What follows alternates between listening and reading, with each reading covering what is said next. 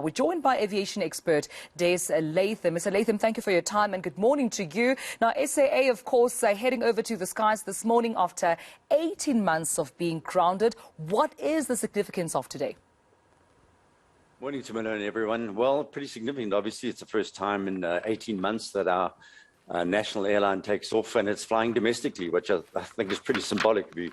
If you stand back just for a second and look what's happened to the airline, it had 46 aircraft 2 years ago, and it's got 6. It had over 300 and something pilots, and it's got 88. So the fact that it's getting back in the air means that it's going to start making some money. And of course, it has massive debts to pay off. So yes, it's a big day for us. Yeah, I mean, just in terms of, obviously, the business market currently being soft due to COVID-19, we understand that. How should then SAA position itself right now against its competition? Well, a brilliant question. I mean, it's doing the right things as far as the aviation sector is concerned. I mean, they're starting domestically and regionally. And our biggest trading partner our biggest tourism partner, the UK, is still redlining us as a nation, which has had a major effect on aviation amongst other sectors, as we know.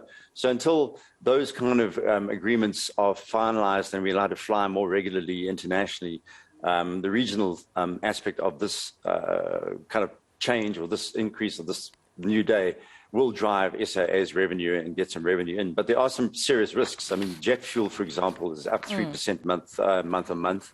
It's $83 a barrel. There's going to be that's going to have an effect on costs going forward, because over 70% of airline costs normally comes from fuel. Yeah, I want to talk about the Trikato Consortium on that note, Mr. Latham. I mean, they've, of course, released a statement saying they will not be involved in SAA's relaunch plans. They're not yet involved just in terms of, management, funding, etc. What does this then mean? Because I think when they got into the picture, there was almost that debate around, funding, how much they'll be putting in, shareholding, etc. But that statement now saying that today's events have absolutely nothing to do with them, at least not just yet. Jamila, I'm really concerned about that. I mean, we heard in mid-August, by the 19th of August, the DP, Department of Public Enterprises, was saying that within a week we'd hear about the conclusion of the due diligence. Well, it's a month later, it's over 4 weeks later, and we still haven't heard. So when you hear these things happening between government and between commerce, I get nervous because it indicates that there's no solution to this. And I've heard all the commentary made by DPE and Novik, who's the CEO of Trikato Consortium and so on, and the new senior manager there. I've heard his comments, and I just don't buy all the comments I'm hearing, because by now it's the day of the first flight, and they haven't sorted out the 51% ownership. I'd be really concerned.